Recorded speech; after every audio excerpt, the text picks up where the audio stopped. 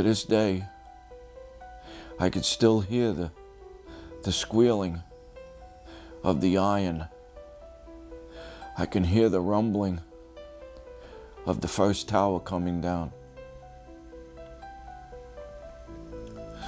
So being an iron worker, well, right after we witnessed that collapse, we knew that we wanted to go into the Trade Center site. Meanwhile, everybody else is running from it. And here you got a bunch of guys, your first responders, that are looking to go in.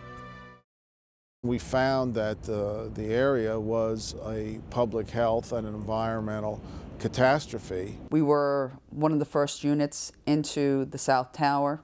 Last thing I remember seeing actually was a helicopter trying to go to one of the towers to get people off the tower. Hearing, you know, someone say it was going to blow, and a humongous fireball. It looked like a meteor coming at us. We would waste potentially thousands of innocent lives of our second class of heroes, perhaps more heroic than the first class, who were heroes by circumstance and by victimization of being the wrong person in the wrong place in the wrong time. These heroes, by job and by inclination, put their heart and souls on the line to try to find a ring, to try to find DNA evidence, to sift through garbage for months and months and months to try to identify human remains, and are now going to lose their lives because of it.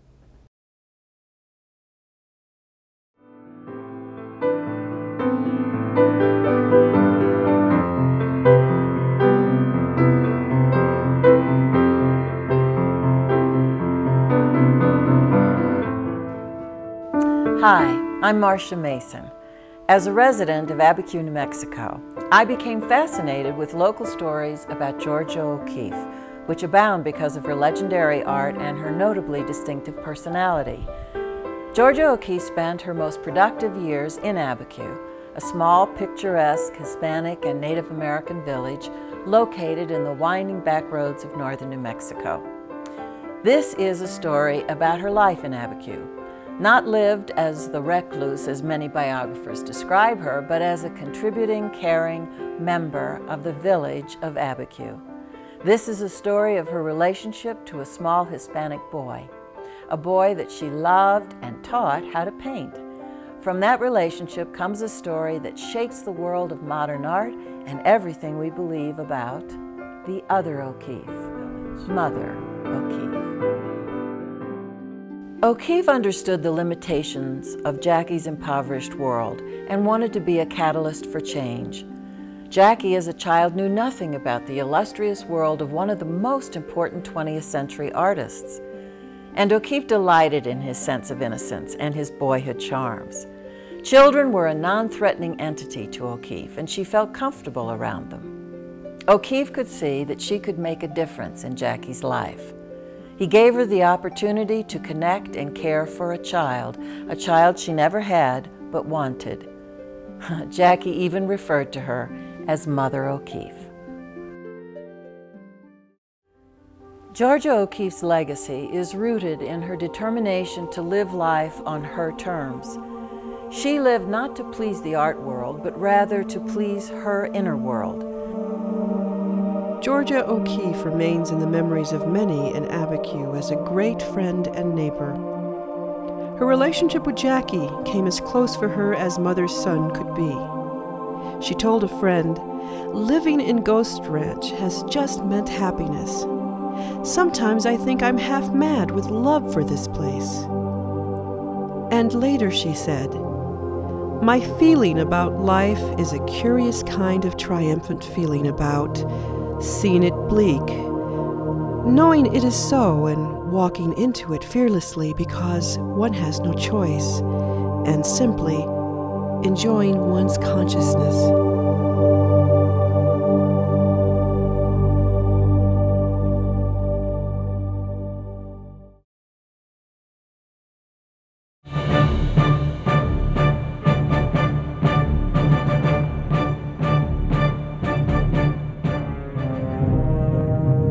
We often say that this was the most toxic battlefield in the history of modern warfare.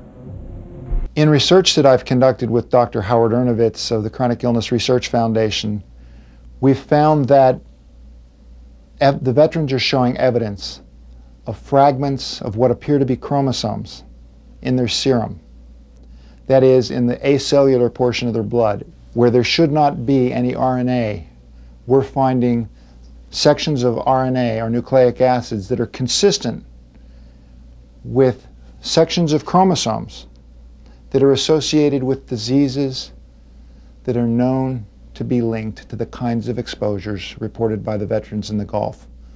We've also linked similar damage in cases of multiple myeloma cancer, which is a cancer that's known to be associated with chemical exposure, MS, lupus, chronic fatigue syndrome, and other chemical exposures.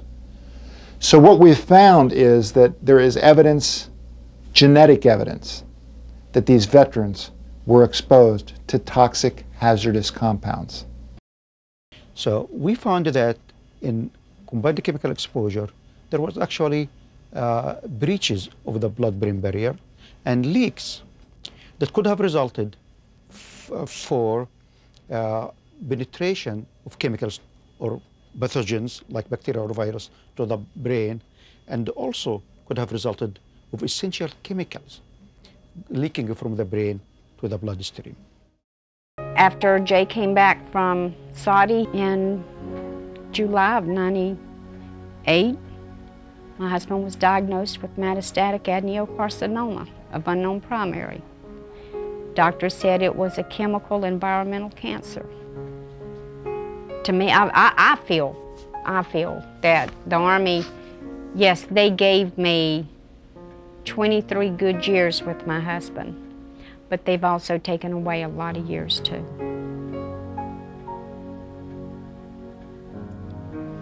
Then May 12th, he died.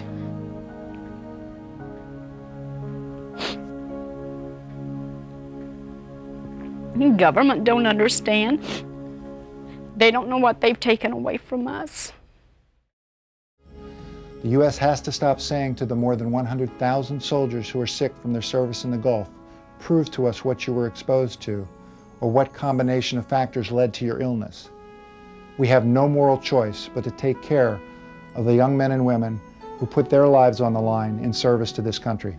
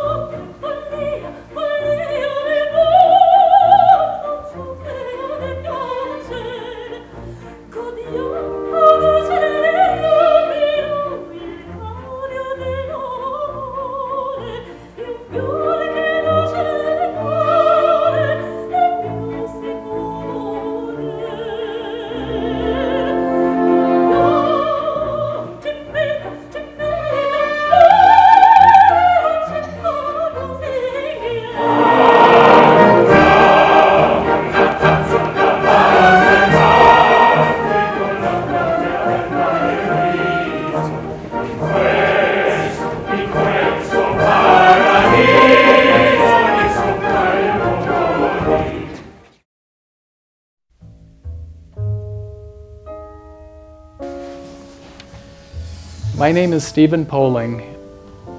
I'm an artist living in Santa Fe, New Mexico, and I'm pleased to show you what I've been painting in the last few years. These paintings are focused on the figure using acrylic paint on archival paper.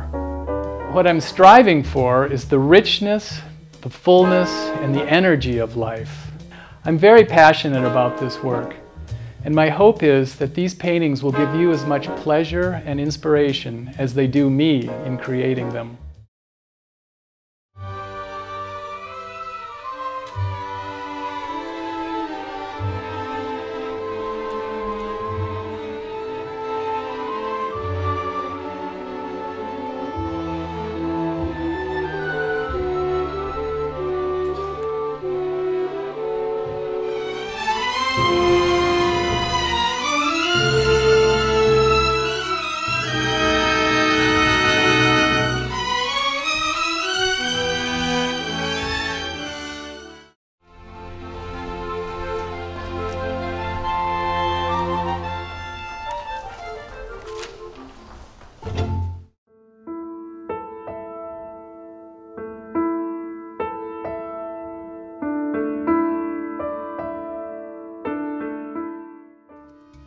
Humans have evolved over millions of years in an environment of relatively clean air, earth, and water.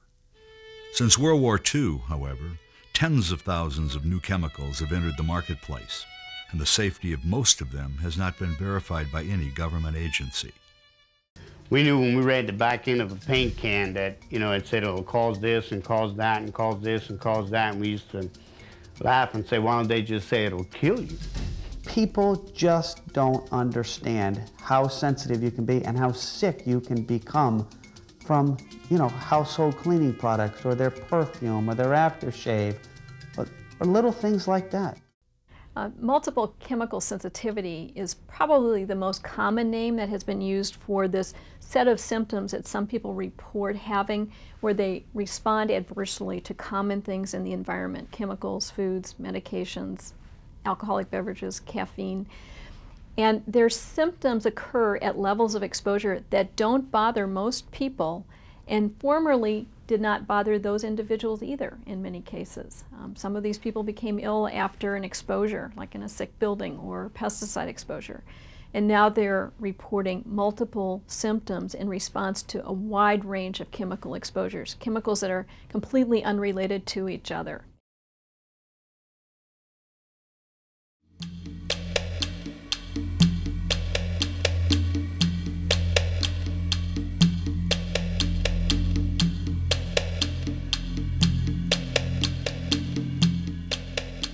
I'm just practicing some figure-8 motions, and these figure-8 motions that are generated in the hips are the basis of the spiral motions.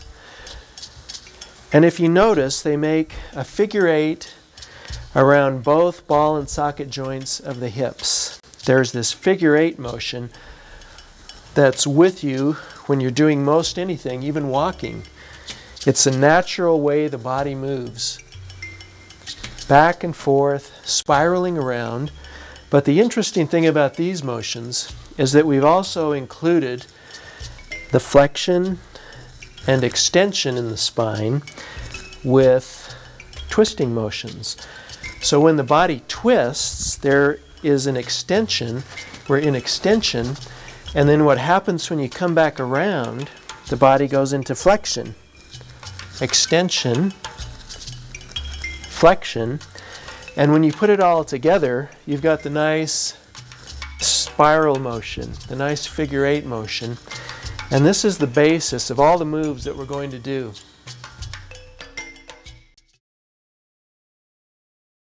Trauma first aid program could certainly be used in an austere, combat, dangerous environment. It could have very far-reaching applications for warriors in combat. A lot of soldiers are coming back with extensive post-traumatic stress disorder, and we're looking to find ways to mitigate before it develops into full trauma.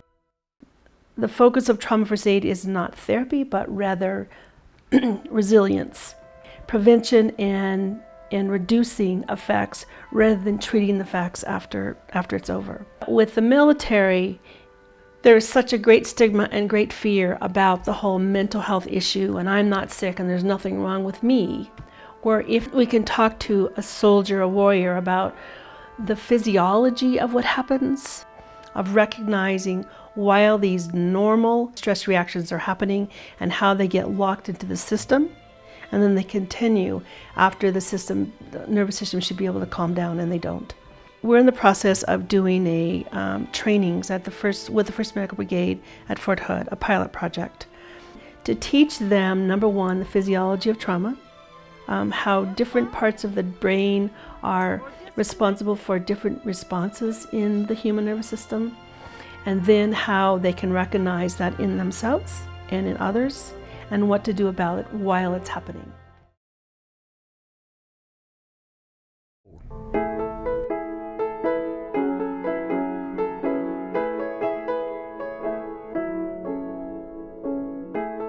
So I think the real question we should be asking ourselves is, what is it we really want?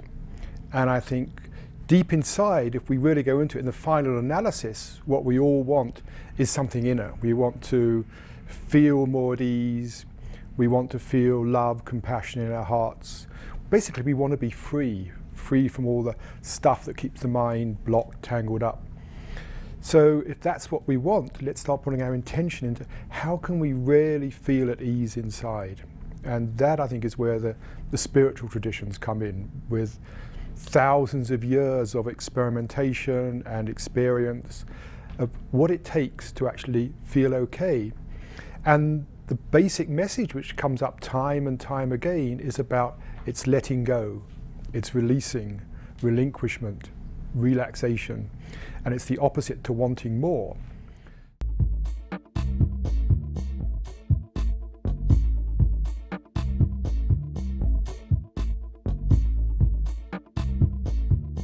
I do very much believe that science and spirituality walk hand in hand with each other. And this is why. Science to me is a methodology, a way of approaching, asking what is true, what is our relative reality of this world like. Spirituality seeks for truth in another dimension.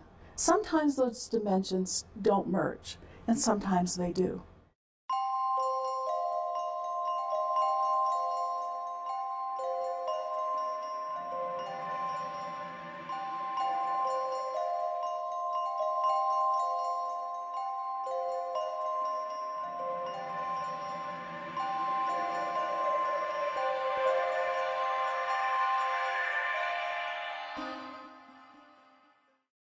These kind of projects, and also with matching funds from the Mexican government, like the National Weather Commission, we have come to these important achievements.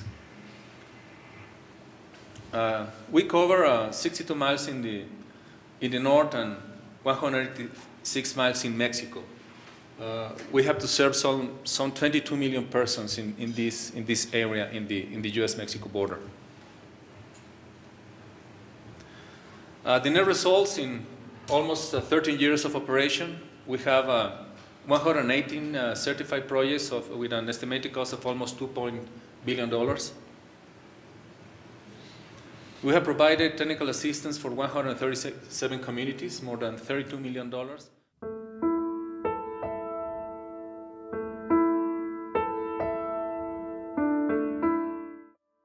Here we are, just outside Santa Fe, New Mexico, in the El Dorado community, at the home of Ann Beckett, where we've done a lot of wonderful work. Santa Fe Permaculture has installed some patios and some plantings and some beautiful pathways. She was also very concerned about a particular road on her property.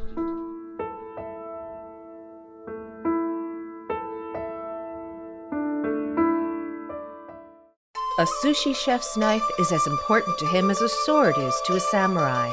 A razor-sharp knife is essential, or it will bruise the fish, degrading its subtle flavor. The exquisite art of sushi demands the high-tech precision of the award-winning Wicked Edge. The Wicked Edge is a revolutionary...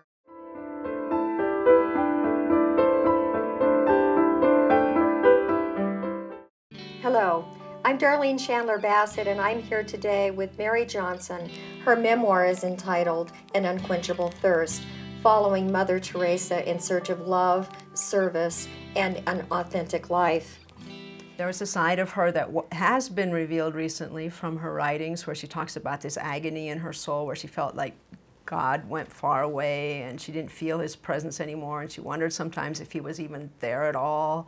I think that hasn't been explored enough. I think part of that has gone the way of an easy explanation. You know, this was Mother getting so close to Jesus on the cross that he could share his suffering with her.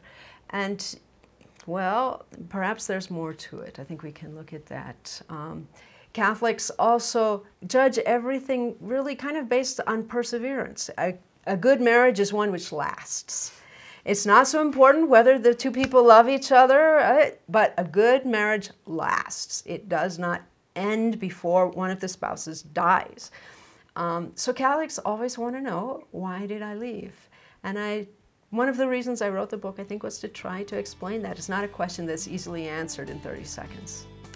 Mary, I want to thank you so much for writing your story, for daring to write your story.